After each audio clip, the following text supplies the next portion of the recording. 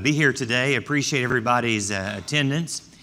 I want to pray for Neville and Dwayne as they are traveling, and hopefully will be back with us soon. Also want to remind you that Vacation Bible School is just around the corner, and there's a lot of information in the bulletin about that. But as that begins here at the end of this month, make sure that you've kind of arranged your schedule to be here as much as you can during that week of Vacation Bible School, and be thinking about who you can invite to come with you. It's a great opportunity to invite folks who normally don't go to church anywhere to expose both children and adults to the message of Jesus Christ. You know, in any family, one thing that you can count on is crisis. In fact, our homes often are struck with both vertical crises and horizontal crises. A vertical crisis is one that is more generational in nature, part of sort of our family tree.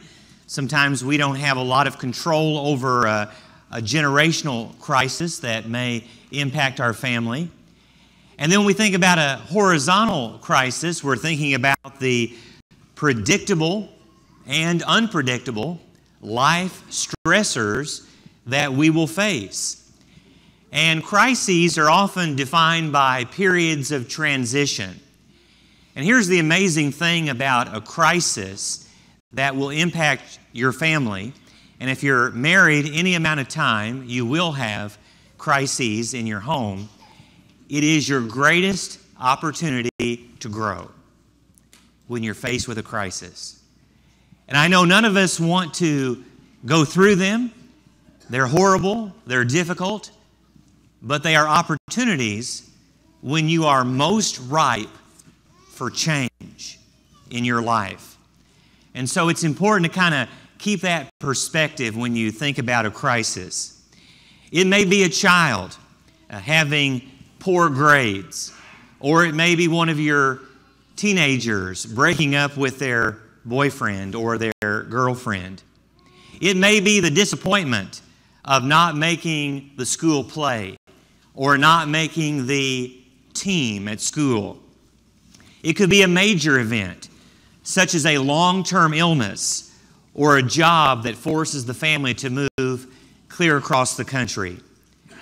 Whatever the issue or whatever the crisis, I want to share with you this morning 5 components that can help keep your family together, that can hold your family together and greatly increase the likelihood that your marriage can thrive when you go through difficult times.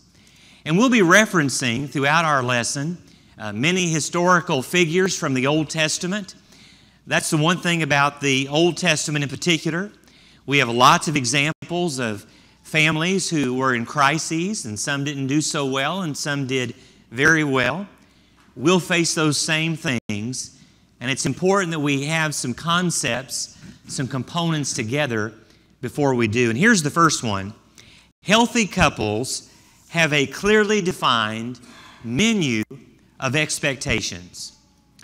You know, when you go to a restaurant, you look at a menu and you expect to be able to order anything off of that menu that you want. That's generally the case. There have been probably some exceptions that you can think of as you've gone out to eat from time to time. But it is the expectation. The owners know that if they provide good food, good service, that you will come back, that there are expectations. Throughout the years, when I've taught college classes and I've prepared a syllabus for students, they often will look back at that syllabus for the expectations of the class, of the assignments, when things are due, what the grading scale is, how much time do they have to complete their assignments. That's the expectation. It's the syllabus. And so if someone ever wonders what's going to happen, let's look at the syllabus. It clearly defines the expectations for the class. The same is true in a successful home. When a family agrees upon a menu of options for quality of life, for quality of relationships, they will enjoy a healthy, successful family. And so I want to share with you briefly in this first point, it's not an exhaustive list, but a sampling of some menu items that should be on your family menu in your home. And here's the first one: honor for your loved ones. Honor means to place a high value on. It's the decision we make that someone has great worth. From that decision and God's power comes our ability to genuinely and consistently love one another. You can determine that each member of your family is highly valuable and is to be honored. And that's a menu expectation. You do that first by honoring God, then building security into your wife and into your children, by verbally praising them and by protecting them.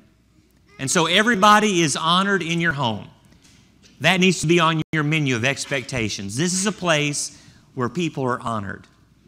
Here's the second thing that needs to be on your menu: a plan for dealing with unresolved anger. Paul tells us in Ephesians 4:26, he admonishes us not to let the sun go down on our wrath or on our anger. Every family needs a healthy process for resolving anger and keeping it low. So, your son comes home with an earring in his ear. What do? Right? Do you erupt in anger? Or do you deal constructively with your emotions? What's probably going to be most effective in that situation? The other thing that's important in terms of menu of things, that sort of an expectation of what's always provided in your home, are activities that foster emotional bonding. We need to do things outside of the home that build our relationships with each other.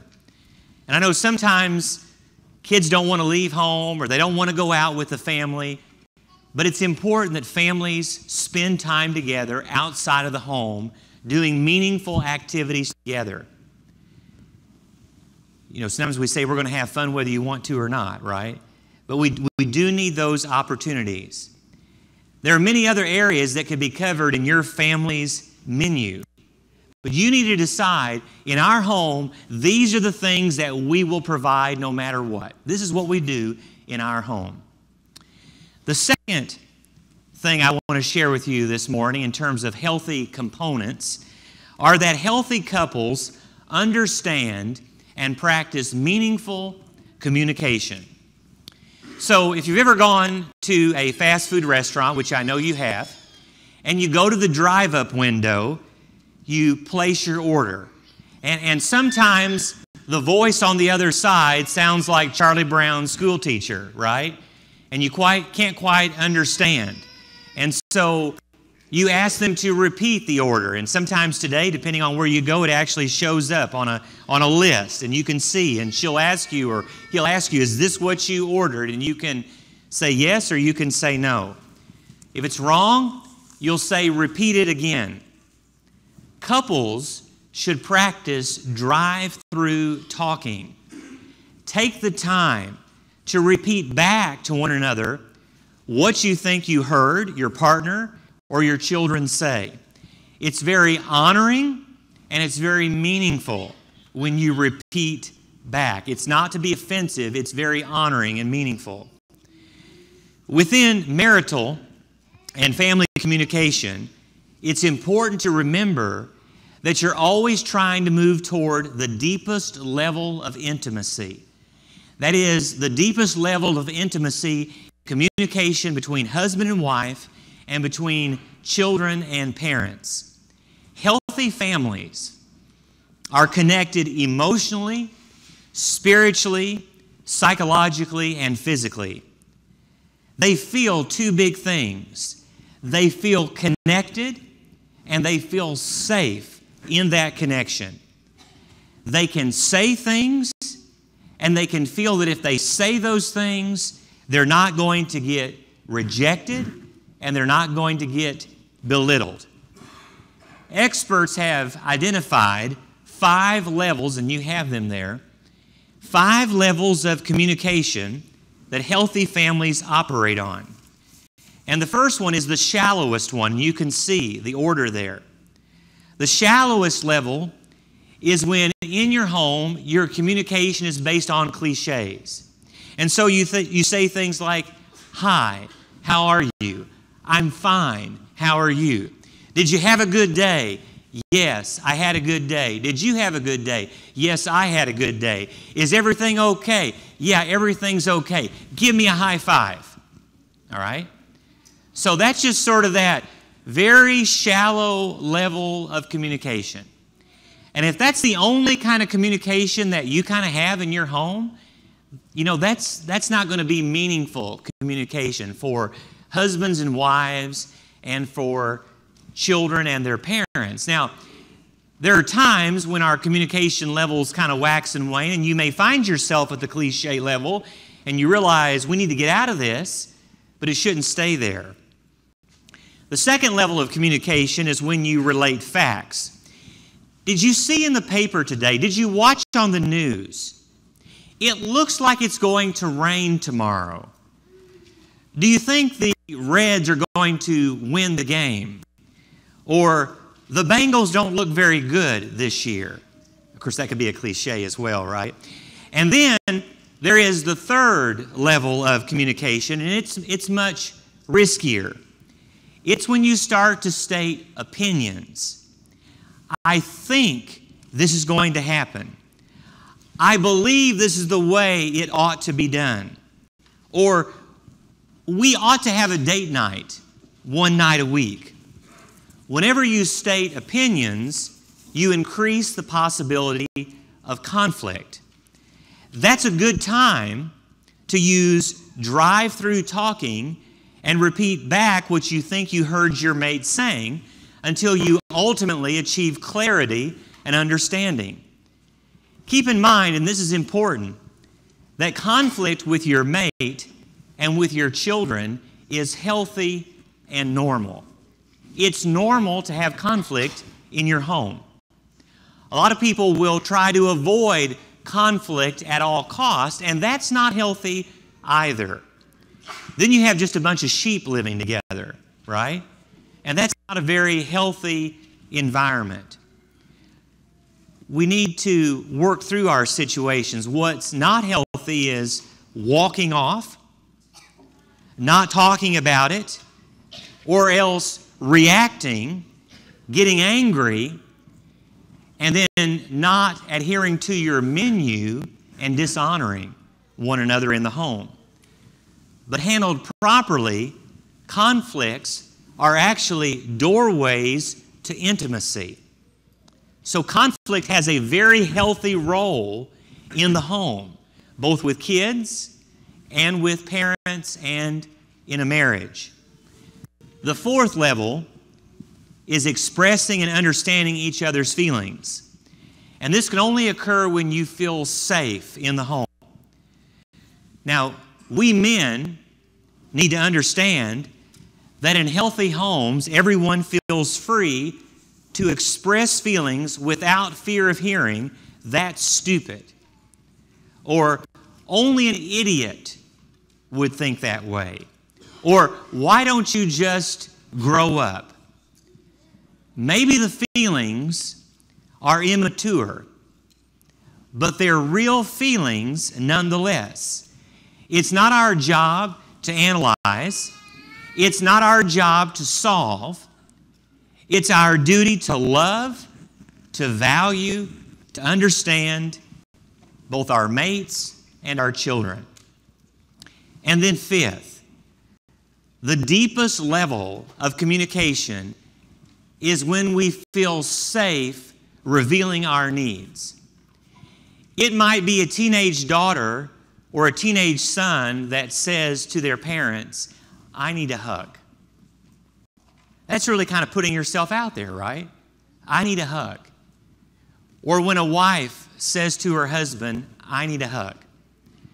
Or it might be a spouse saying, I need to be sexual with you.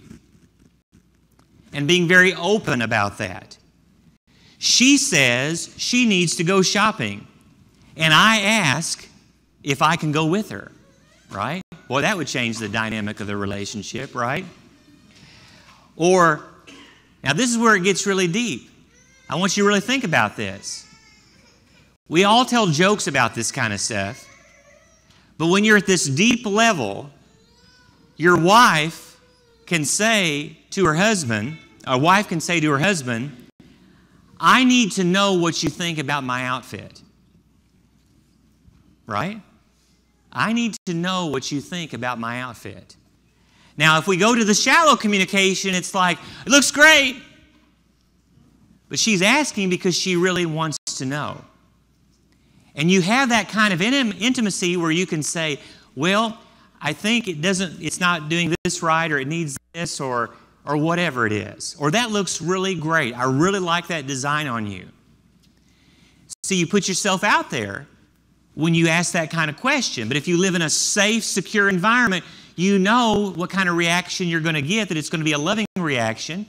And you wouldn't ask for that kind of advice unless you're really willing to hear whatever comes your way. That is a higher intimacy level.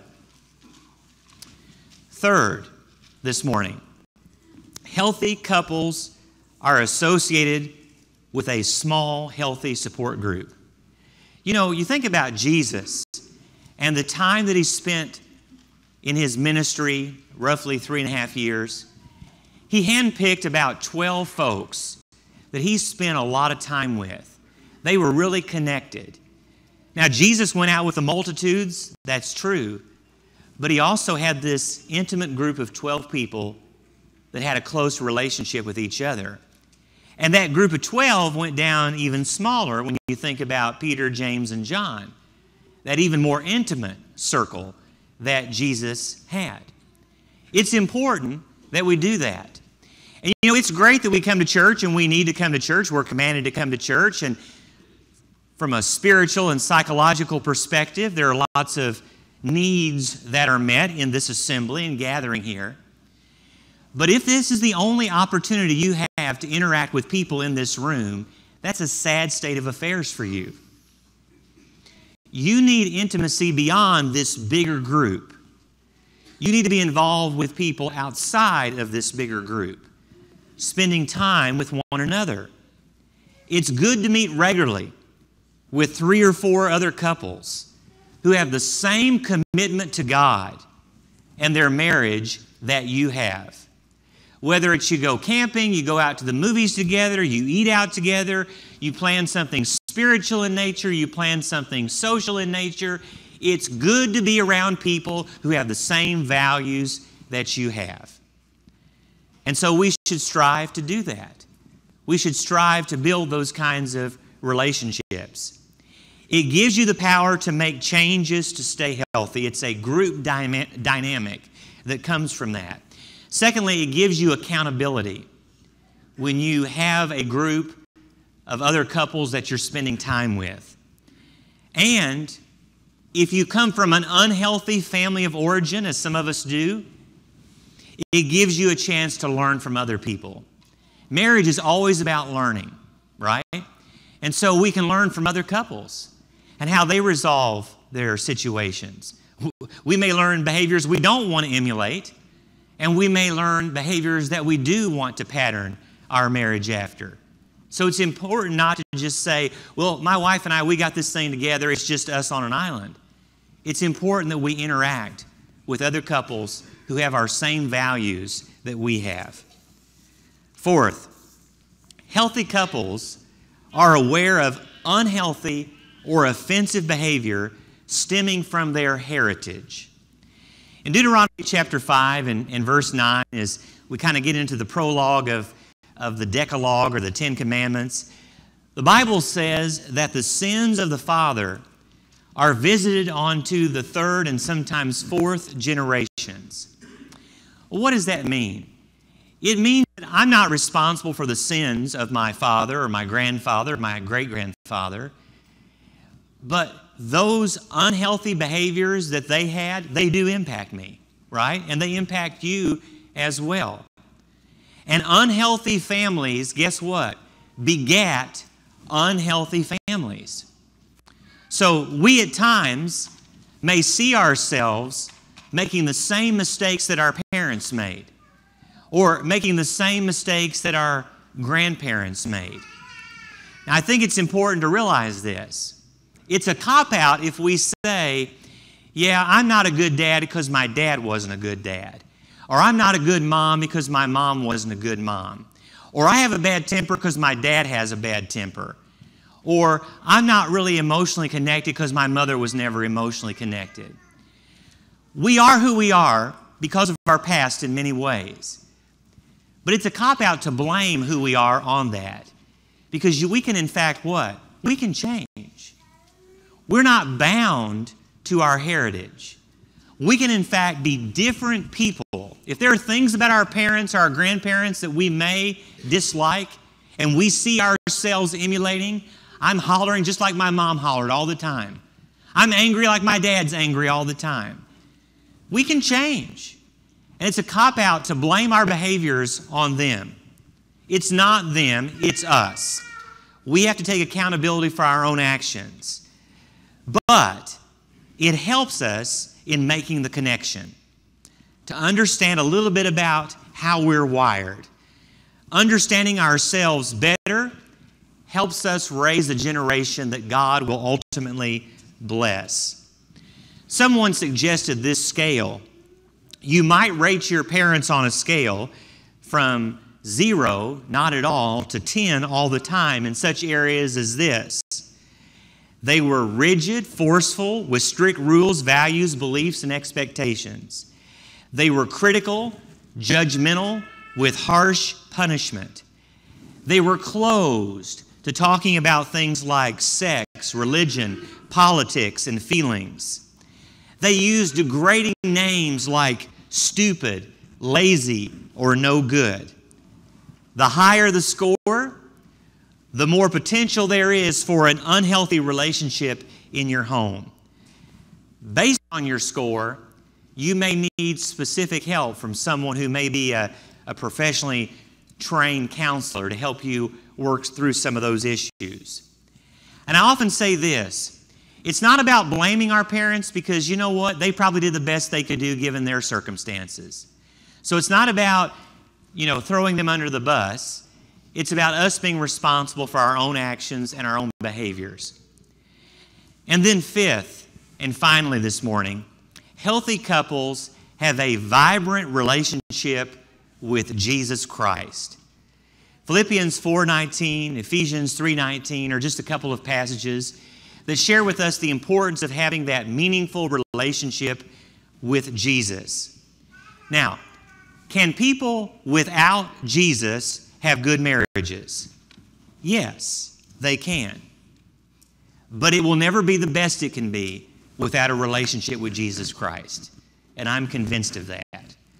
And so when both the husband and the wife are singing from the same page of music, because they both are children of God, they both have their eyes on the prize, and that is heaven, that is going to impact the overall tenor of their marriage relationship. Over and over, the Bible talks of how Jesus is our life, and we're not to have any other gods before us, nor are we to look to anything else for our source of life. Everything else, our wives, our husbands, our kids, our cars, our homes, our jobs, they are overflows of the relationship that we have with Him. So first and foremost, we need a relationship with Christ. A lot of times we think my marriage is the most important thing. It's not. Your relationship with Christ is the most important thing. If that relationship is right, it is going to positively impact the relationship that you have with your spouse and the relationship you have with your children. As we close this morning, do you have a home where there is a clear menu of expectations, where communication is open and goes deep in the 5 levels toward intimacy? Do you recognize problems from your childhood? Do you have a support group that can help you grow as a couple? And finally, do you recognize Jesus Christ, not your spouse, not your family, not your job or anything else, as the true source of life? I want to suggest, as it says in this slide here, that along with your spouse, you rate your marriage in each of these 5 areas that we've talked about this morning, from 0 to 10. Then choose one of the 5 and talk about how you might improve your score. Whether it's communication, whether it's the menu that you have in your home, whether it's recognizing how you've been impacted by your family of origin. Here's the truth. Healthy families begat healthy families. No family is perfect. We're all going to have flaws. We're all going to make mistakes. We're all going to fall short. That's a given. But we can still be healthy. And if we create that kind of home, that's a blessing that we give our children so that one day they also can have a healthy home that begats a healthy home. Stronger churches, stronger communities, and a stronger country start with my family, and they start with your family. This morning, I want to encourage you to always be someone who's thinking about how can I improve my relationship with my spouse, with my kids, with my parents. And this morning, if you're not a Christian, let's say you're married here this morning and your spouse is a Christian, but you're not, your marriage will never reach its full potential until both of you are children of God. And if you're here this morning, you probably know what to do. You've probably come to enough assemblies here. You've probably heard Neville or heard me or heard one of the elders say before what the Bible clearly teaches on how to become a Christian. You've got to believe in Jesus Christ, repent of your sins, confess Him as Lord and Savior, and be immersed in water, just as 3,000 people did in Acts chapter 2 on the day of Pentecost, and as we see of every example of conversion in the New Testament. Perhaps you're a child, grown or not, and you're not a New Testament Christian. Let me encourage you to do that this morning. That's going to be the best thing that's going to help out your home and your family. If we can help you in any way this morning, won't you please come forward while together we stand and sing to encourage you. Thank you, Chris. It's good to see all of you here tonight for our evening worship service. You know, I often wonder, we have close to 40 parables that are recorded in the Gospels that Jesus spoke during His earthly ministry, but there had to be scores more that Jesus spoke that for whatever reason we don't have those recorded. What we do have is what we need to have. But Jesus spoke really specifically on prayer, really only 2 parables where He dealt specifically with that subject.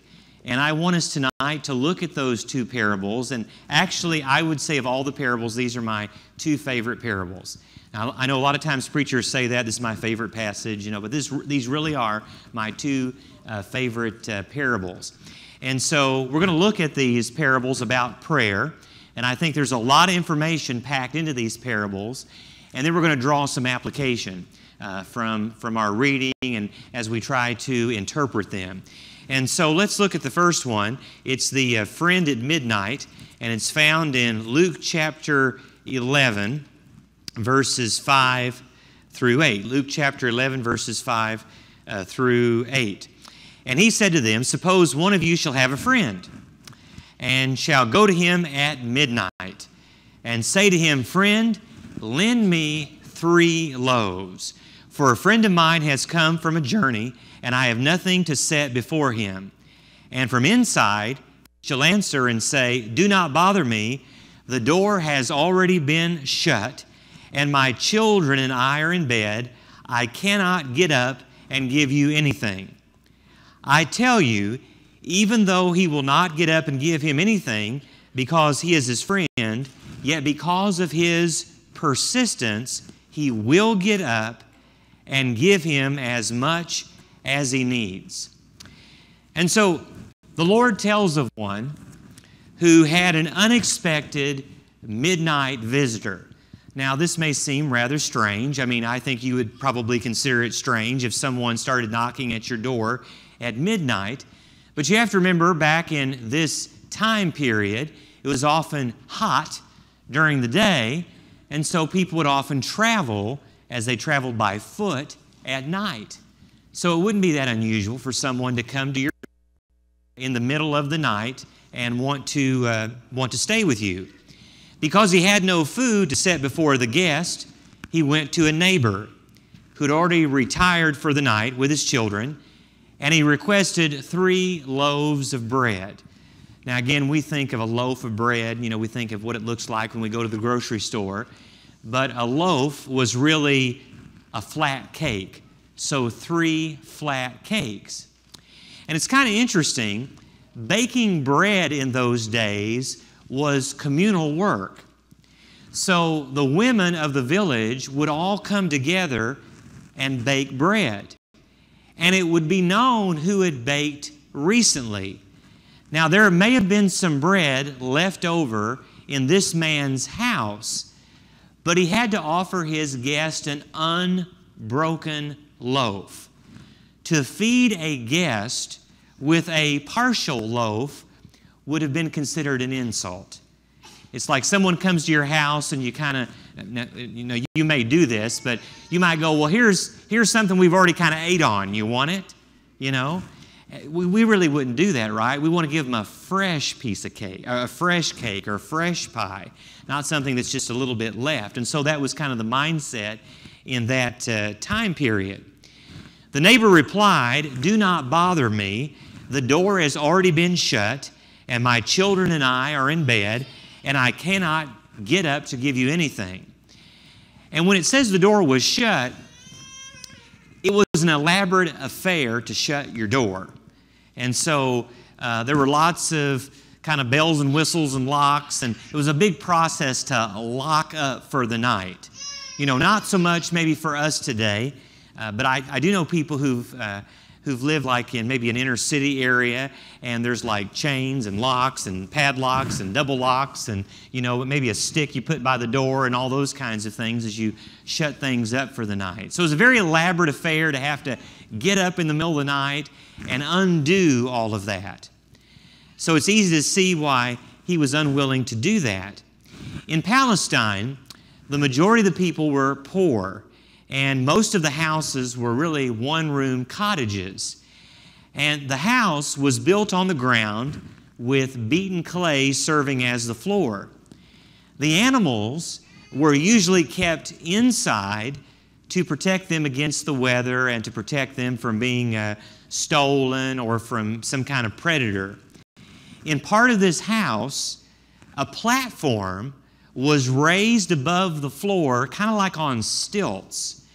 And it was in this upper area that the family would have slept. So you can imagine, not only did you have this elaborate door to unlock, if you got up from your stilted area, where are you going to wake up? All these animals, right, that are sleeping in your house.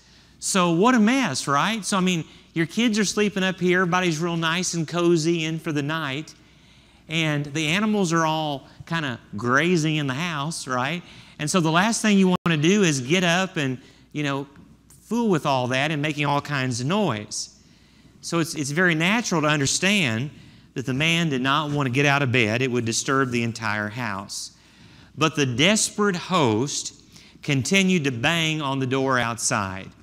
Soon it became obvious that if the family was going to get any rest at all, there was nothing else to do but to get up and let the man in and give him the bread that he wanted. And that's how it all turned out.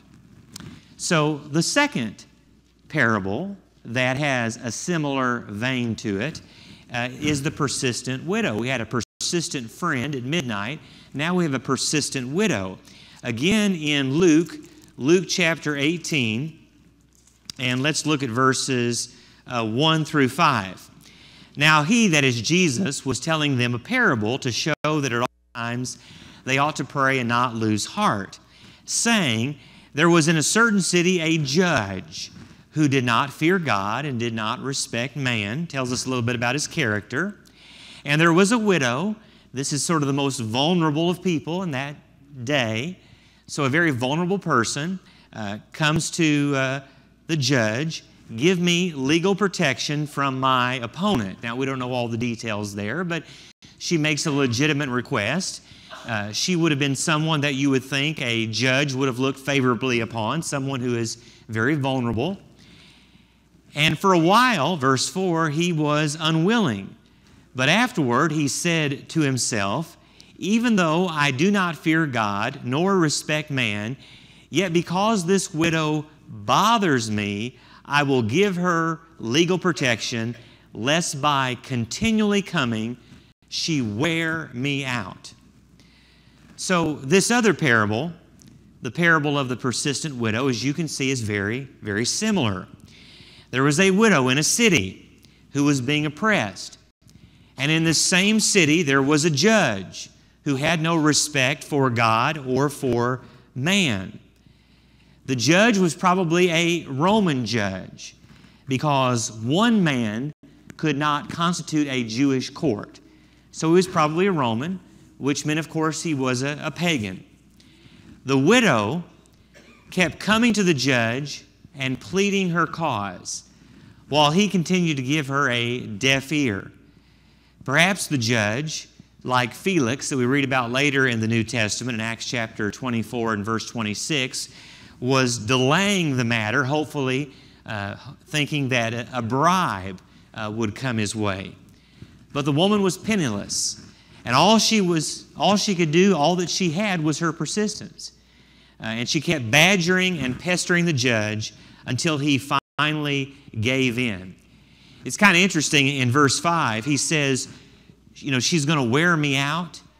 If you go back to the original language, that phrase, wear me out, means she's going to literally give me a black eye. That's how persistent she was. So much, in fact, that he normally would not grant her that kind of a request. But she was wearing him out, like giving him a black eye. And he said, enough's enough. She's bothering me so much. I'll give her what she desires, legal protection.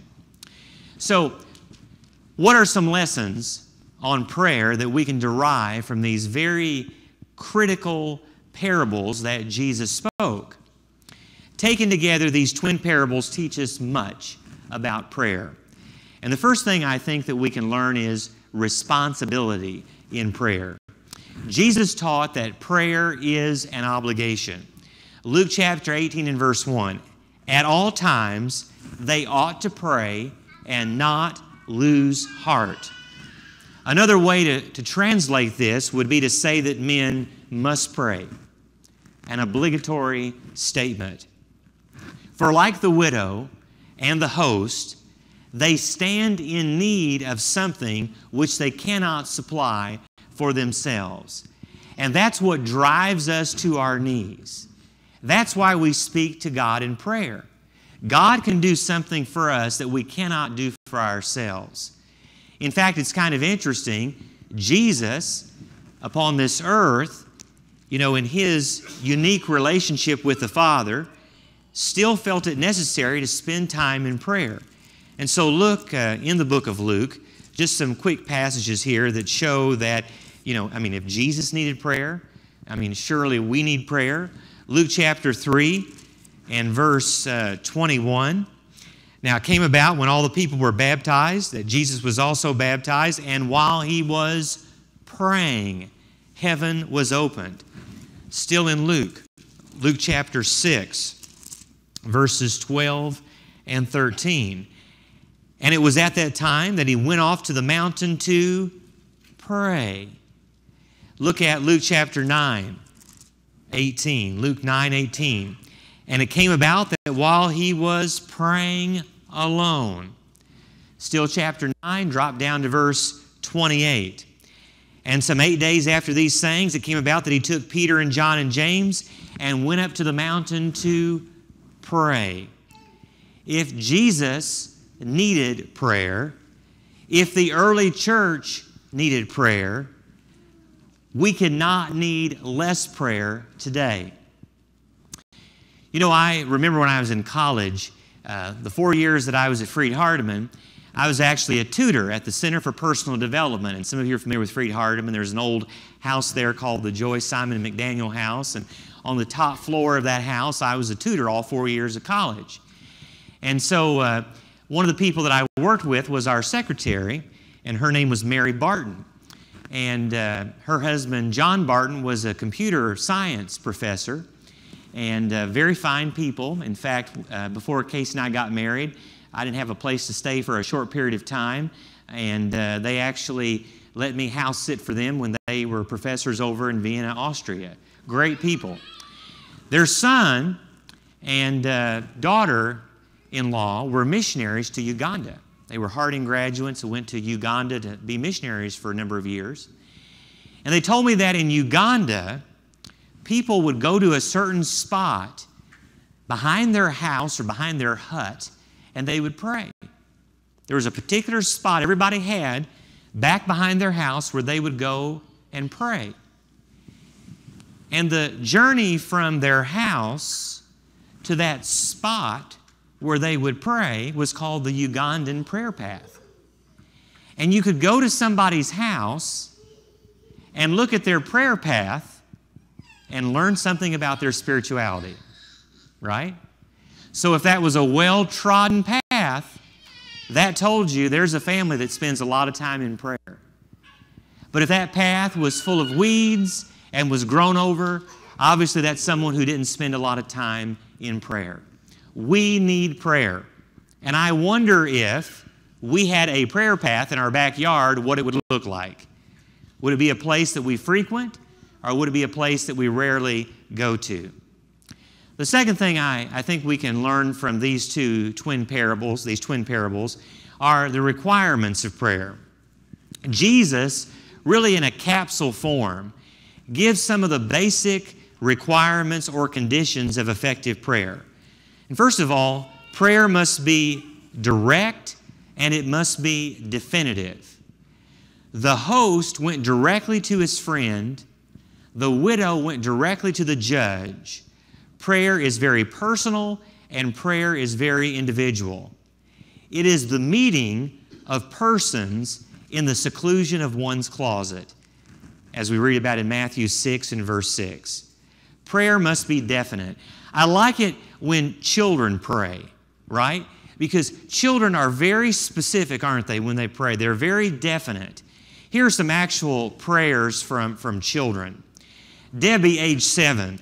Dear God, please send a new baby for Mommy. The new baby you sent last week cries too much.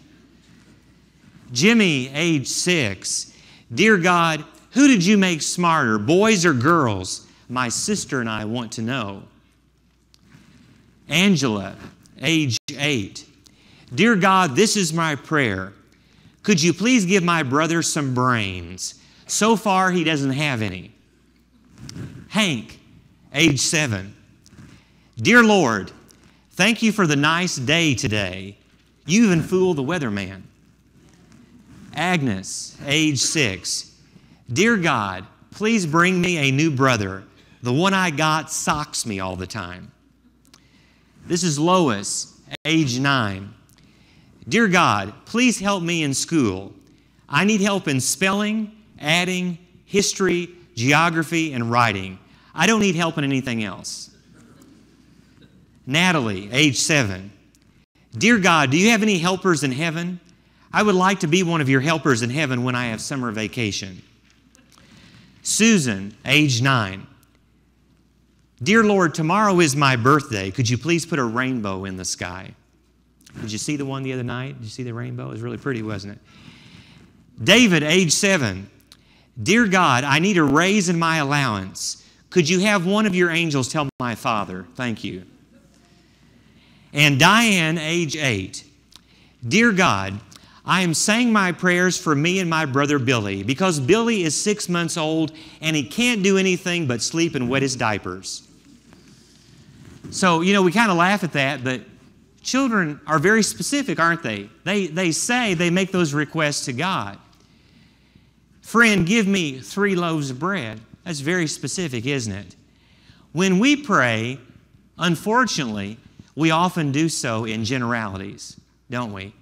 In fact, our prayers are often so general, the kind of prayers that we sometimes pray here in the public assemblies, they could really be made to fit most any occasion, right? If we were more specific in prayer, we would not be so apt to rhyme off phrase after phrase which really have no meaning. Instead of acknowledging that we are a blessed people, we need to list our blessings to God one by one and thank God for them. Children do that. Adults often don't do that. We should detail our sin, absolutely, and literally, and grievously confessing them to God. I don't think it's enough to say, God, forgive me of any sins I may have committed today. Really? How about the way I talked to my parents, the way I talked to my spouse, the way I had a bad attitude about somebody at work because they got a new car, right? We need to be specific in our prayers to God, definite. We must be frank when we speak to God for Him, but really and more importantly, of course, for us. Prayer must be sincere. In the parables, the host and the widow were utterly sincere in their petitions. Prayer by its very nature must come from the heart. The prayers of Jesus were warm with feeling. They were the expressions of intense desires. As you know, the prayer in the Garden of Gethsemane was so earnest that Luke chapter 22:44, his sweat became like great drops of blood falling upon the ground. What does that mean? Jesus did not enter into prayer lightly. It was something very sacred and precious and significant. Our prayer must be persistent. Someone said this, and I like this quote. I look at a stone cutter hammering away at a rock 100 times without so much as a crack showing in it. Yet at the 101st blow, it splits in two. I know it was not the one blow that did it, but all the ones that went before. Persistence in prayer, that's really the point of the parable. The host, even though it was late at night, battered and beat on the friend's door until finally he got an answer. The woman kept on pestering the judge until at last he did her justice.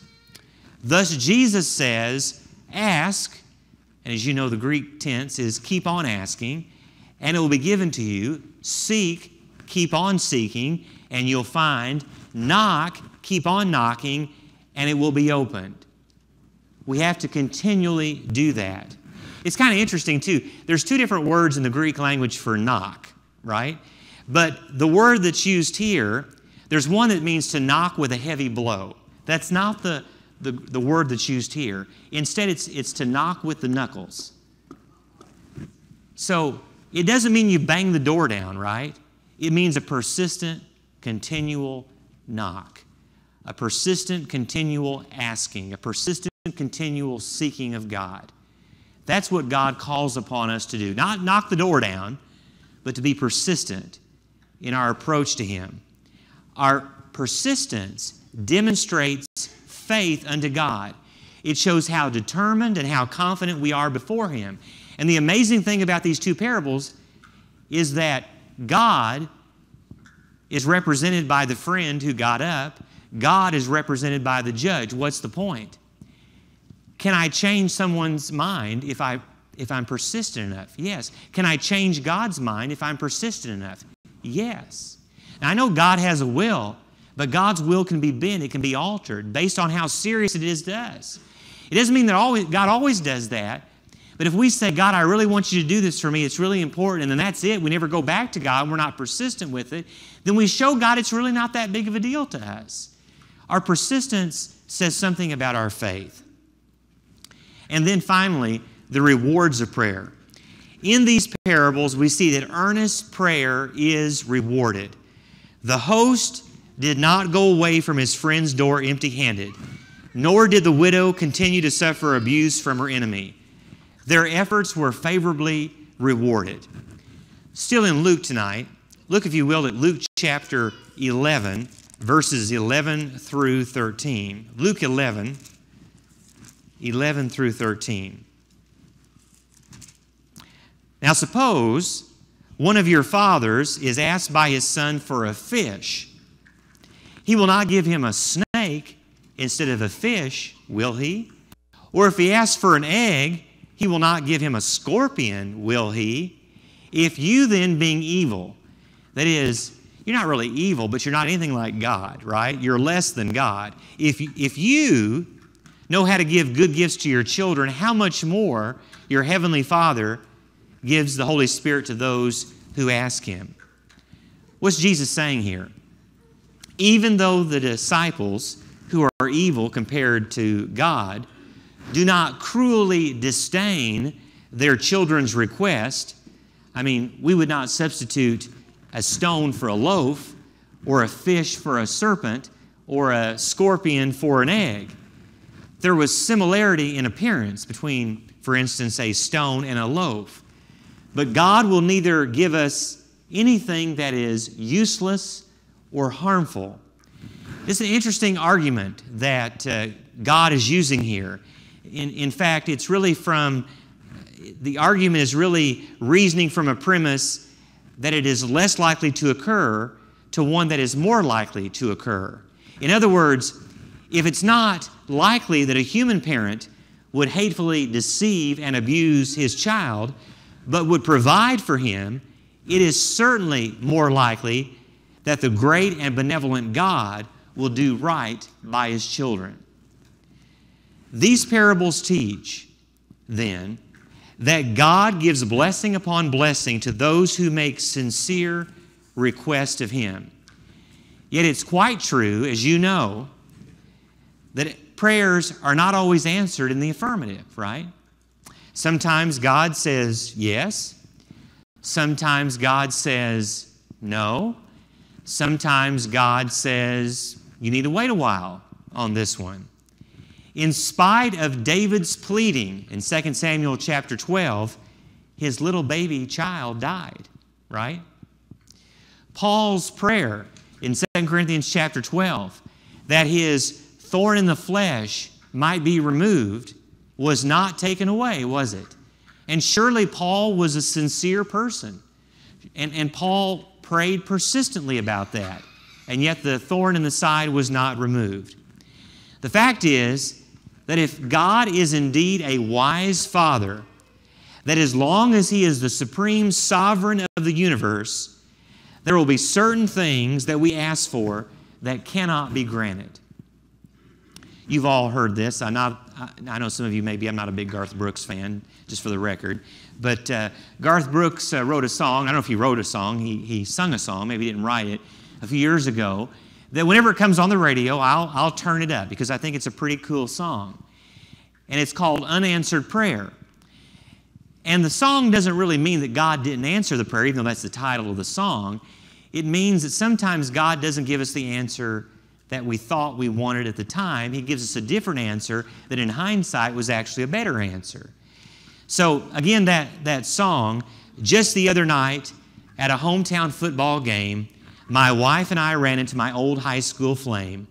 And as I introduced them, the past came back to me, and I couldn't help but think of the way things used to be. She was the one that I'd wanted for all times, and each night I'd spend praying that God would make her mine.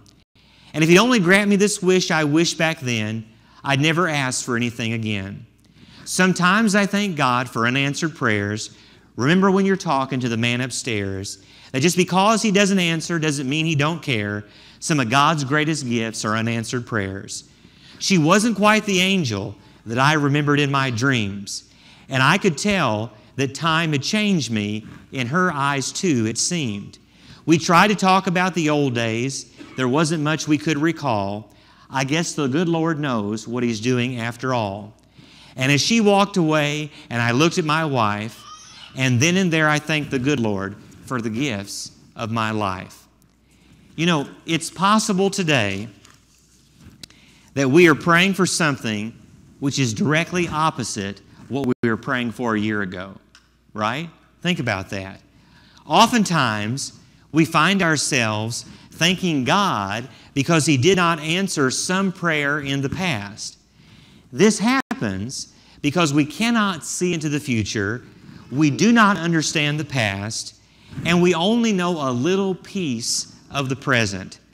God alone knows the whole scheme of things. Therefore, the perfect prayer is the outpouring of a strong, intense desire, but with the humble resignation, not my will, but what? Your will be done, right? Not my will, but your will be done. Two powerful parables, right, about prayer. Let me tell you this. Prayer is a privilege. It's a privilege of those who are children of the Father. How do we start our prayers? Dear Heavenly, oftentimes what? Father. You only can call Him Father if you're a what? A child. Only if you're a child. Prayer is a privilege of being a Christian. And so by being a child of God, by being baptized into Christ, you are added to God's family. You're made one of His children, and then you have access to the throne of God. You have access to prayer. Prayer is a privilege of being a child of God. And since we have this sacred privilege, we shouldn't throw it away. We shouldn't minimize it. We shouldn't use it sparingly. We should continually be in prayer to God and thankful that this blessing has been given to us. Tonight, if you're not a Christian, you need to take that first step by being baptized into Christ, having your sins washed away, and then having that relationship where you can go to the Father in prayer. Perhaps you are a Christian, but as you reflect upon your life, you realize maybe you've not been living as you should. You want to recalibrate tonight. You want your brethren to pray for you and pray with you and ask God for forgiveness. If we can help you in any way, won't you please come forward while together we stand and sing.